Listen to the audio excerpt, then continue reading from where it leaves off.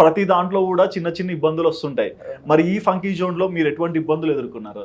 ఒకప్పుడు మనకు గిరాక్ అనేది లేదన్న. అవును, 15-20 days అయినా జీరో కౌంటర్.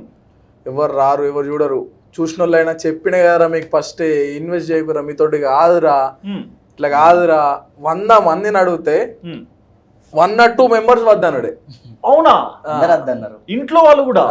ఆ పైసలు ఉంటే ఏం చేస్తారు, రొటేషన్ ఎట్లా అంటే ఇట్లా బాకీలకు ఇచ్చి 2% అట్లా నాకు ఈ చేసుకుంటా, లేదు మీరు చేసుకోర్రి ఉన్నోళ్ళే తప్ప పెట్టుర్రా, మేము బ్యాక్ సపోర్ట్ ఇస్తా అని ఎవరు లేరన్నప్పుడు. ఓకే, మరి అంటే యంగ్ స్టేజ్ లోనే డిప్రెషన్ లో పెట్టేశారు. అంటే గ్రోయింగ్ మీరు అప్పుడు నాకు తెలిసి 18-19 ఉండొచ్చు.